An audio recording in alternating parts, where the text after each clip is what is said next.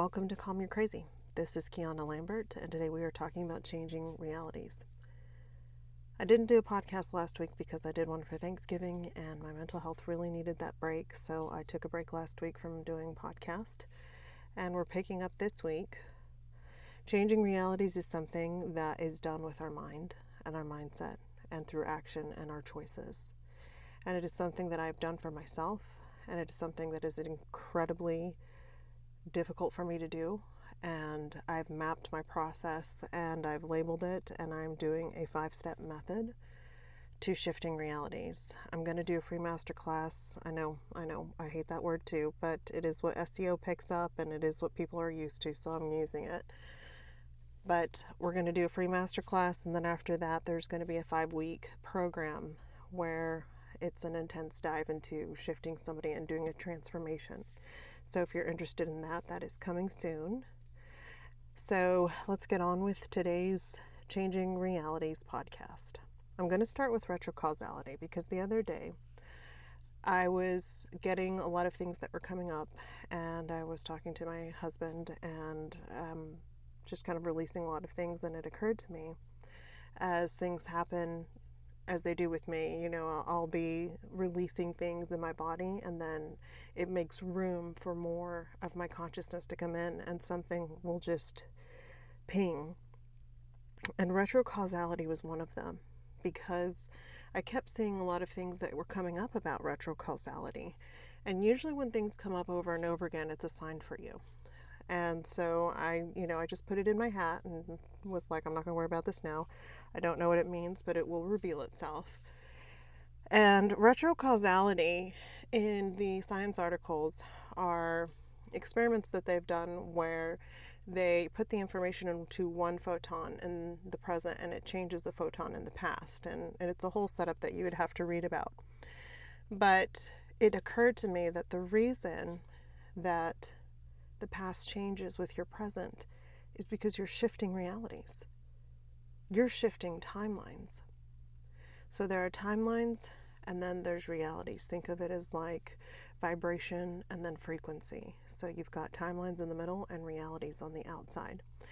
So think of yourself as being in the middle, and timelines are all around you. And every single decision that you make shifts that timeline. And you shift from one to the other. And it's not the timeline that shifts, it's you that shifts. And the more and more that you shift away from the timeline that you want to get away from, the closer you become to shifting the reality, which is outside the timelines. So when you change your mind, when you choose something different than you normally would not choose, outside of a pattern that you've always had, you're shifting timelines. And the more that you shift those timelines, the more that you are shifting towards reality. And that is retrocausality. And it's not because your memories magically disappear, but because when you shift timelines, you shift into a version of reality where those past events never happened to the you that lives there. Whenever I was doing research, for Dr. Joe Dispenza, and I was looking at all his stuff, and he was talking about the people that were healed, and they never even wanted to go back and talk about what happened to them. He would ask people that were healed to come on stage, to share their story, to share what they did, and a lot of them didn't want to talk about it. And it's because it never happened. When you shift into reality and all that stuff, you let it go, the past goes with it. And in the timeline and in the reality that you shift to, those things never happened. They simply never did in that timeline. You've let it go, you've moved on, and so your past is changed. You remember the old version because you have always the option to shift back and forth, so it's not like you're going to lose your memories. Those people could always say to Dr. Joe Dispenza, sure, and then they can shift back into that version of themselves and tell that story and relive that. So you have the free will, the option to do that. But once you have shifted, a lot of people don't want to talk about it anymore because it never happened. They've let it go. So let me give you an example. Today I make the choice to be happy, to let the programming of the past loosen its grip. That happiness calms my nervous system. It makes me feel open and expansive. And in that openness, I decide to buy a guitar and start playing. Right there, I've shifted a timeline and shifted to a reality where my past does not define me anymore. Because in this new timeline, it never happened to this version of me. It's not about the guitar, and it's not about playing. It's that I chose happiness, and then in the expansiveness, I started picking up that guitar playing. And if you look at science and the studies that they've done, when you get into the arts, when you play music, when you listen to music, when you paint, when you immerse yourself in the arts, you are 47, I think, or 60% more likely not to have a heart attack and to live longer. And it's because the guitar playing and the music and the happiness calm your nervous system. And when you calm your nervous system, you live longer. And when you calm your nervous system, you don't have all of the anxiety and the stress that puts stress on your body systems. So of course you're going to live longer. So when you make a different decision, you step into a different reality where the past adjusts to the current version of you. We are shifting like this all the time, constantly, back and forth between realities and timelines. Every micro choice, especially the ones that reflect growth, move you towards a timeline where the old story loses its power. And I'm telling you, this is the most important thing. Whenever you have a past where you've made a lot of mistakes, I've made a lot of mistakes in my past, and that comes with shame, and that comes with guilt. And the shame and the guilt and the rumination and the negative thoughts, they put that cortisol in your body, and it dysregulates your nervous system. That is something that I am constantly working with, even to this day. But I shifted timelines, and I'll tell you why in just a minute.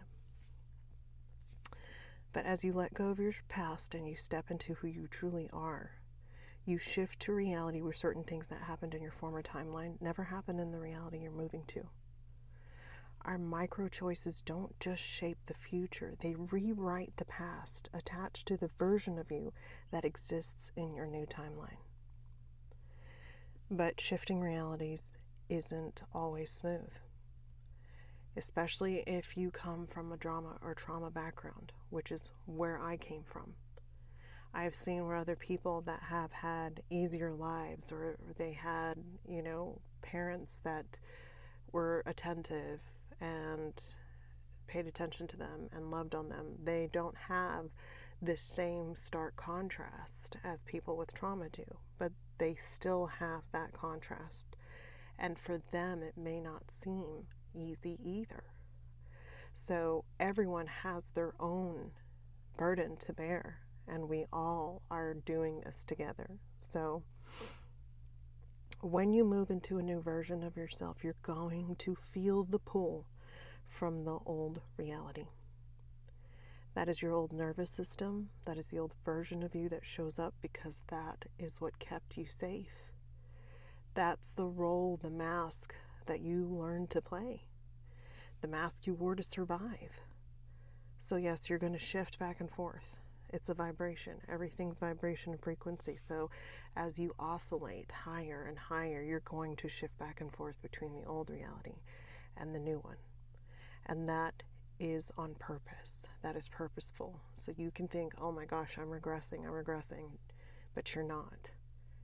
You are shifting back and forth, acclimating your nervous system, shedding the old skin so that you can shift into who you are supposed to be, who you really are inside, casting off everything that you had to put on to carry with you so that you could survive in your life. So that is like a training. You trained your nervous system. You trained yourself.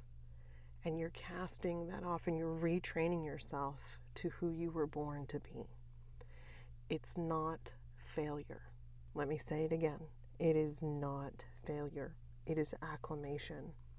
This is your nervous system learning how to exist in a reality it has not known before. They say when the path disappears, that's when you know you're on it. If you can already tell what the future's going to be based on the predictable past, then you are writing a reality that is based on a pattern of programming and your old nervous system. When you don't know the future and you are just going and living in the moment, that's when life begins. That's when you know you are on the right path, because you cannot see it anymore, because it's not predictable anymore. Because if it's predictable, it's based on something you've already experienced and you're recreating a pattern, okay?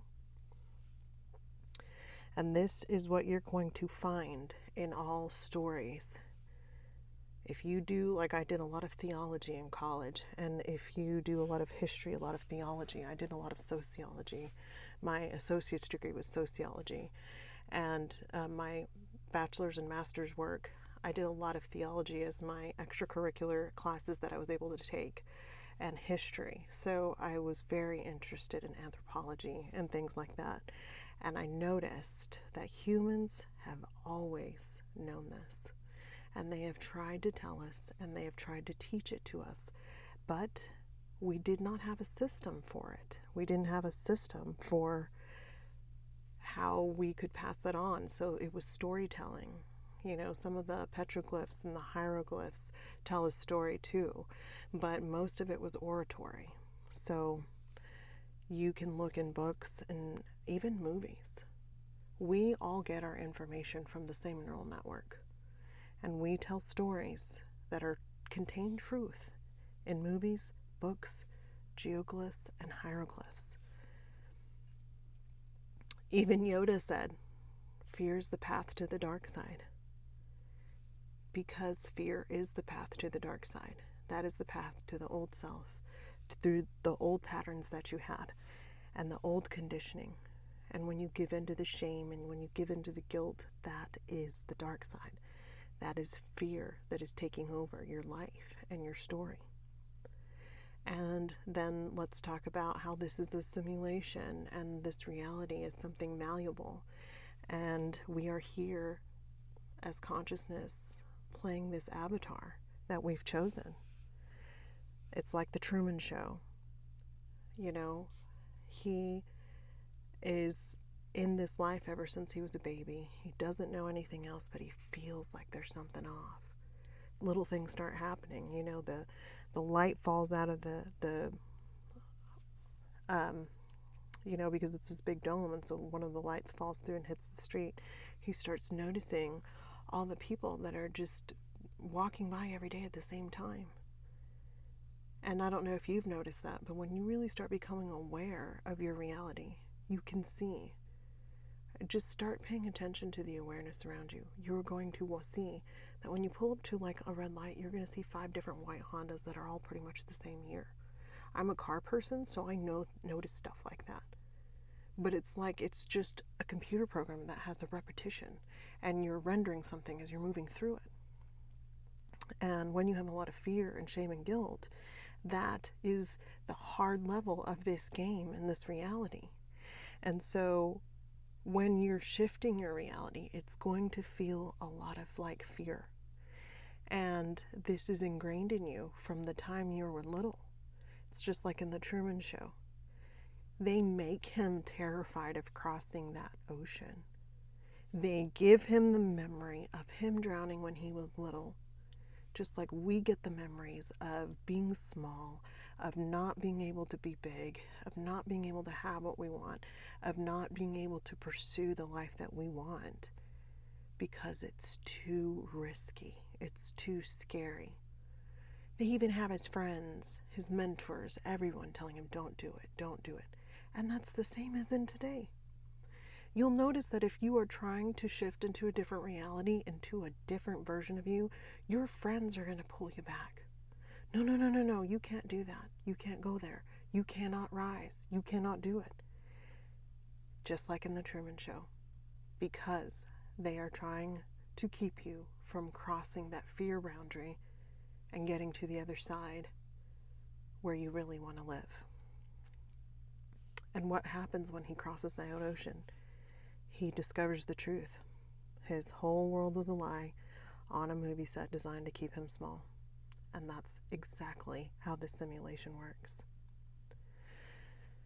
And this is important to reality and shifting your reality, because fear is the number one thing that keeps us from shifting. So fear stored in your nervous system from childhood programming is what keeps you from shifting your reality. You were conditioned to stay in your lane. Don't cross the ocean. Don't challenge the script. You were made to go to school, even when you didn't want to.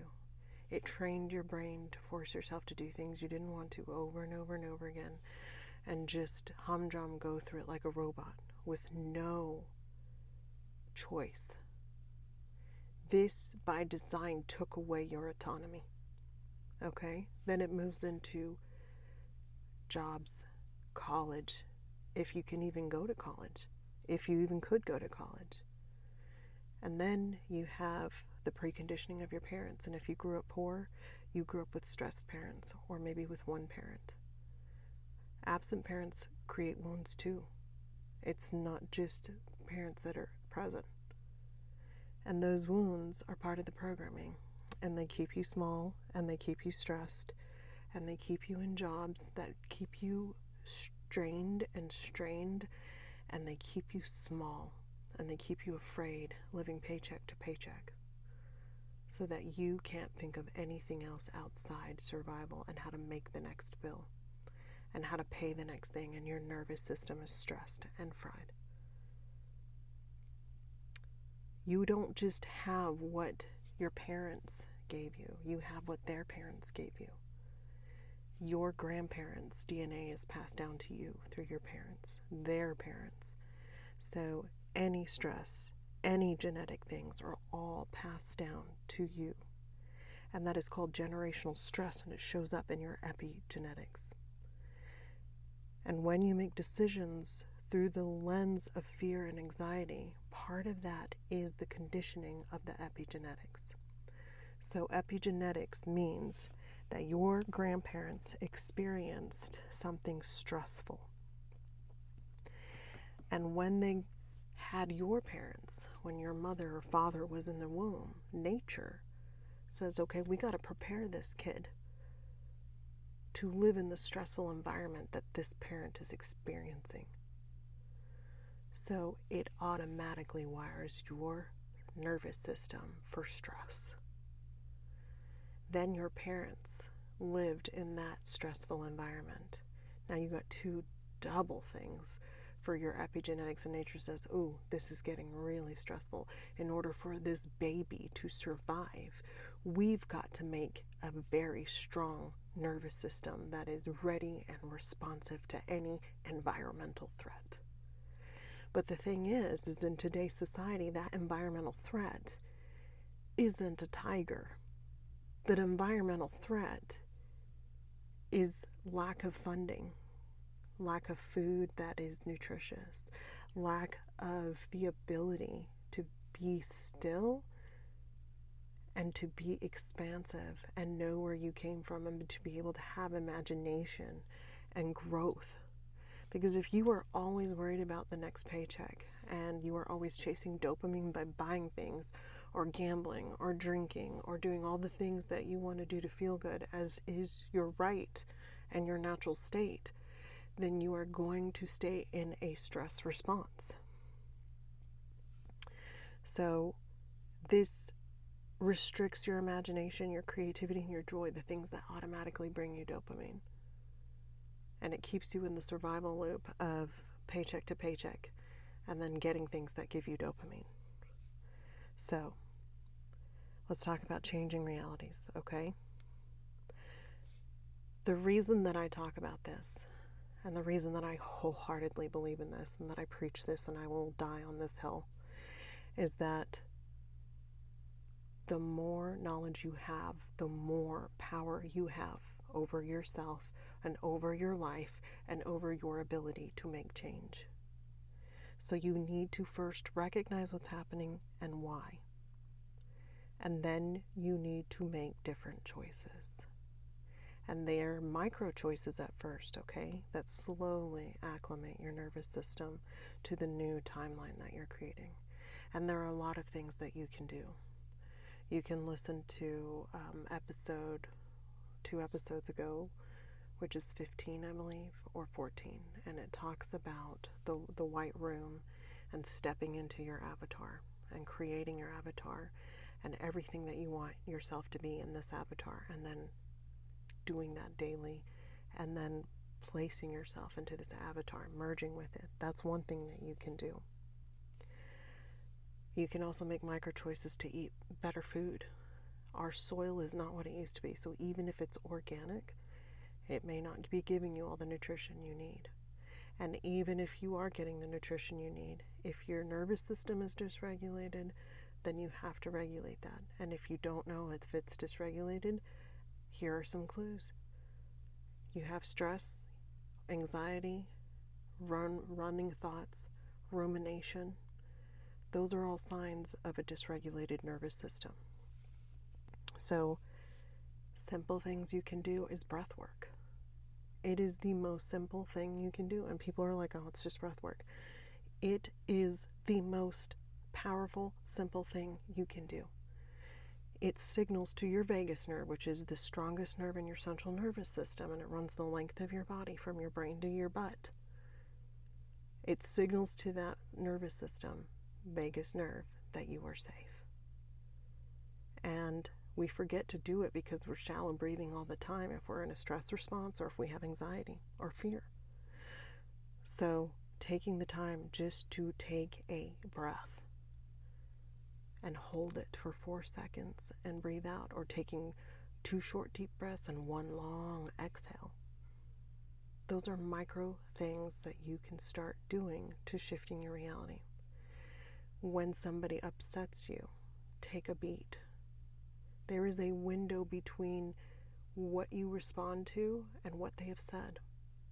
And silence is uncomfortable for both parties, but you can take a moment to be silent. Let the awkwardness hang there for a minute. No one's going to die. And as soon as your nervous system sees that there is no threat, you'll start to calm down. And what you're doing is metabolizing your nervous system to the new you that doesn't react, that doesn't get upset, that is expansive and can see all possibilities and can control what happens next in that moment. And it is the most powerful thing you can do for yourself, especially if you don't feel any autonomy or control over your life, is control yourself in the micro moments that you have. And those will cause a shift in your reality, in your timeline. Because reality is created through your consciousness, and consciousness is within you. And you change your reality from the inside out. So you need to do micro changes in how you see yourself, how you think about yourself, the micro choices we just talked about making every day. Don't pick up the sugar. And if you do, love yourself anyway. And try again the next day. They have shown that negative reinforcement of any kind never works. It has a 100% failure rate. So every single time you're hard on yourself, you are guaranteed to fail. Because it has a 100% failure rate. Which means that you have more of a chance to succeed when you are positive with yourself. They've done studies, and the people that win in the Olympics who positive self-talk have more wins than the ones who don't. The ones in the gym that tell themselves they can do it all the time, they have more outcomes, better outcomes than the ones who don't. Because you are more likely to succeed with positive reinforcement, and you are 100% guaranteed to fail with negative. And it may not seem like much, but over time, your micro choices, they accumulate. It's like putting money into the bank, and they become massive shifts. And you do it so slowly that you don't even realize that it's happening.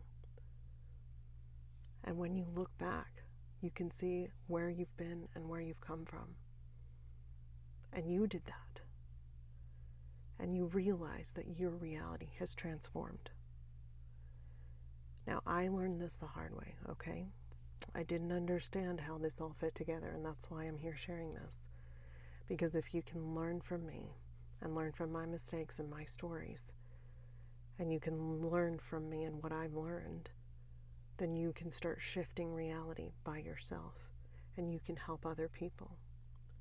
And we only need 1% of the entire population to change, and then the entire world will change. It's science.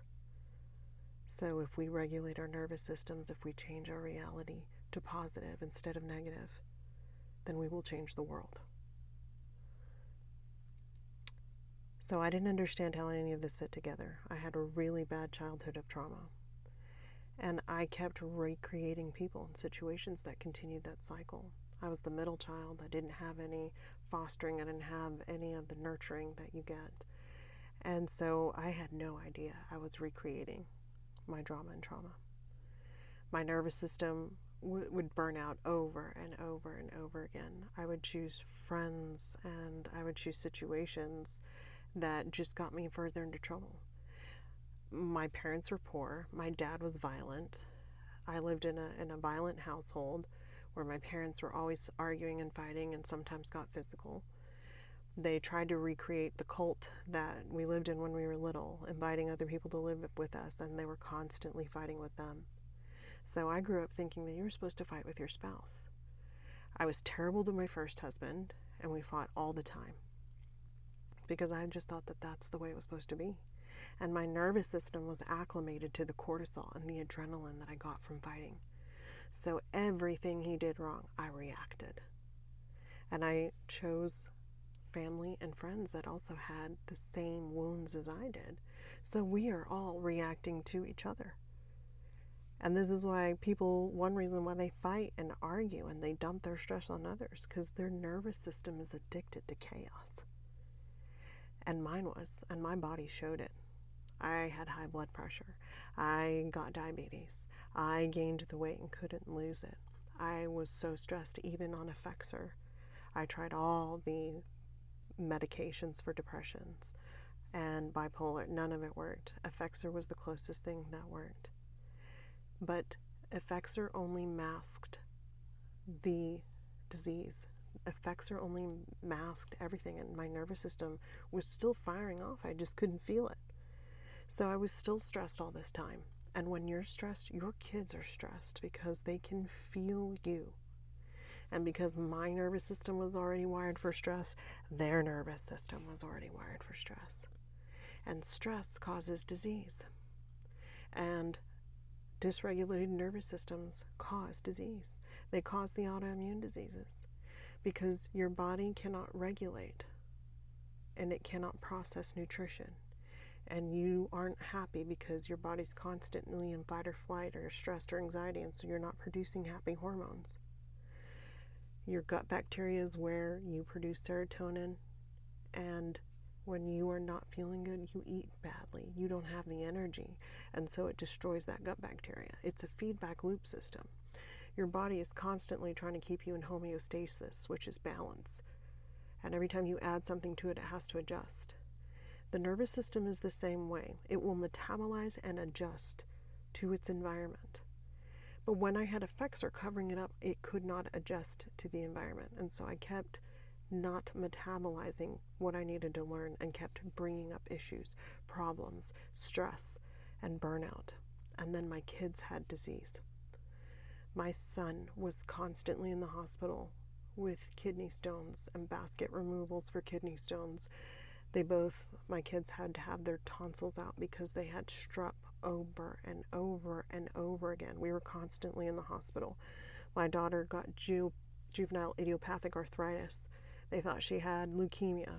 We were testing for 2 years and we couldn't figure out what was wrong with her. And it's a stress response. We were always in the doctor's office. My husband had kidney stones. He and my son both had asthma really bad.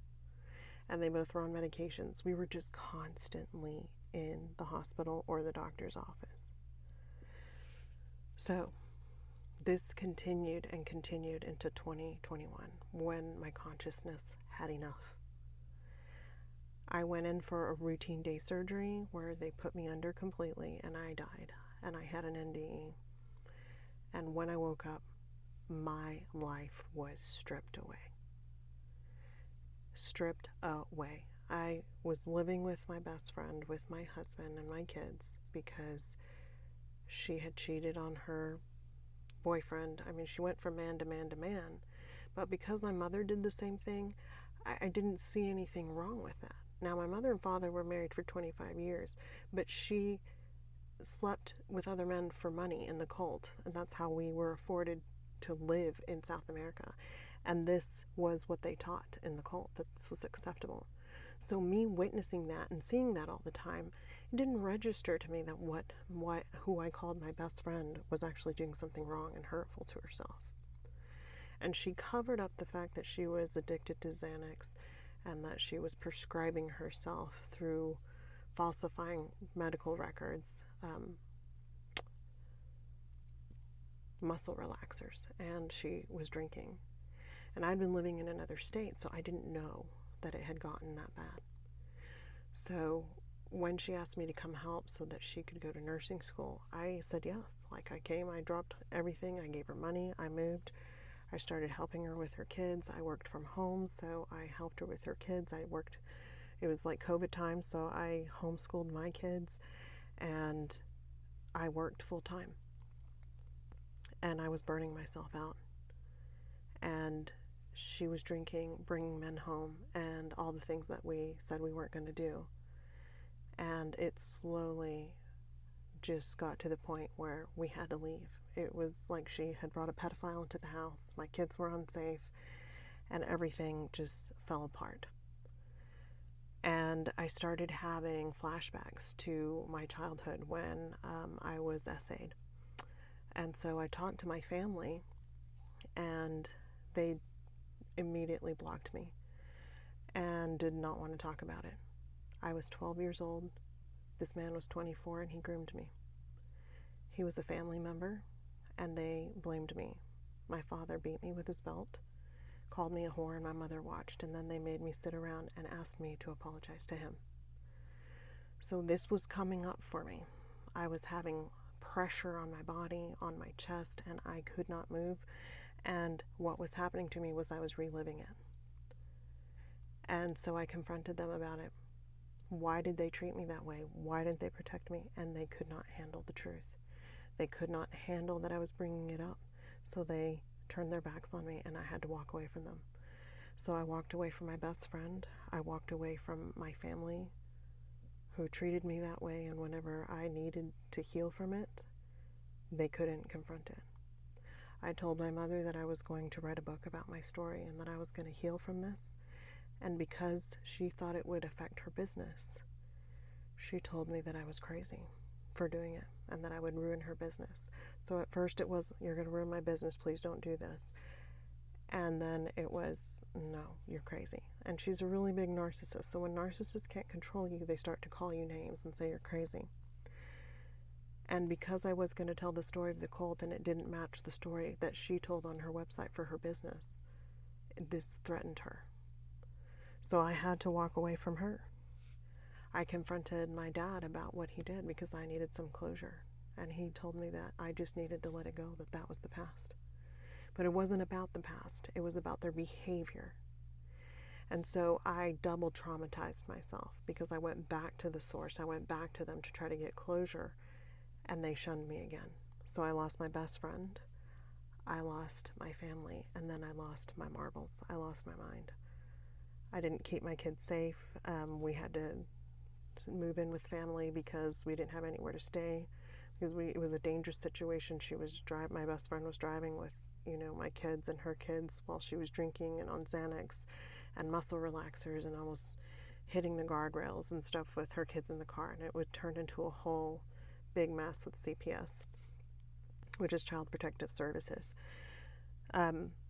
So my life like immediately after my NDE and my consciousness came online and had enough, my consciousness said no more. So everything fell away in a very dramatic fashion, and my reality shifted immediately. And over time, I had to work to get my brain back online. I had to work to be able to find my pieces again because I was so fractured. And I started finding those pieces, and I started bringing myself back online, and it took 4 years. It's going to be almost 5 years now. I got off my medication. I lost 70 pounds. It's been 70 pounds now. I'm not on my diabetic medication. I'm off the Effexor, and I shifted my reality. And it was from the bottom. I had to start all over again to where I am now. My kids are no longer sick. My son is now my daughter. She's trans.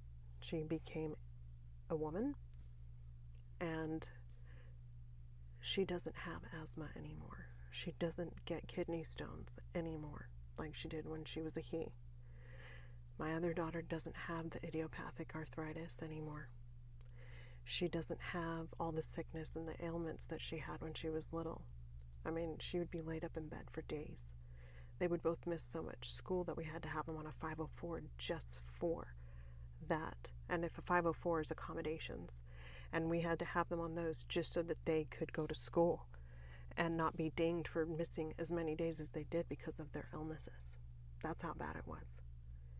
So I shifted my reality to one that got rid of everything that was not serving me. And I got better. My kids got better. And it was a blank slate. From that blank slate, I rebuilt everything. And I renewed my marriage. And we were separated for a long time. We still lived together for financial reasons, but we were not on the same. We didn't talk, slept separately, and it was just a survival thing. But I decided to change my reality and to change the way that I saw him. And I remember crying one night in my bed, and I was crying because I knew that I was choosing to shift realities. And the moment that I knew that I was choosing, I knew that the version of him that I was leaving behind was going to be gone. And I grieved that. And I grieved the children that I was going to leave behind, because a version of them I was leaving behind in a different reality. And I woke up the next day and I started seeing him in a different way. I changed myself, and it shifted my reality to one where he became everything that I ever wanted in somebody, everything that I ever needed in somebody. He became an entirely different person. My children, entirely different people. My daughter was my son, and she shifted. I shifted into an entirely different reality. And we're all healing together. We're still growing together. I'm still healing, I'm still shifting, and I'm still growing every day. I still have to actively choose the reality that matches who I am now.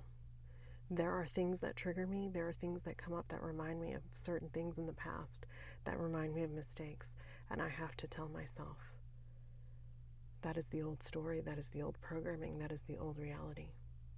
It is always an option to go back, because we have free will. But I want you to know that if you take anything away from this podcast, it's that reality isn't something you're stuck inside of. Reality is something you participate in. It's something that you create. It's something that you steer with your choices, with your state, and your awareness.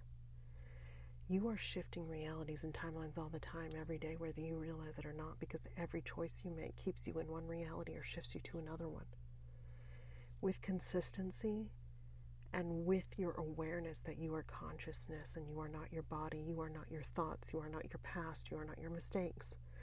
With your consciousness, you can shift into a version of your life where the past no longer defines you. And it doesn't have to be as dramatic as the one that I had. It can be anything that you want. weight loss, money, love. You simply have to start with you, and you have to believe that you have the power. You have to believe that the version of you that you want to be is who you truly are, and not everything that you had to become just to survive or just to live or just to feel safe. So if you take anything away, please take away that you are not stuck. You only believe that you're stuck, and you can change that belief by changing how you see yourself and how you see the world. You have to start with you, and then you will be able to change and see everything else. Thank you for listening. I'll catch you next time.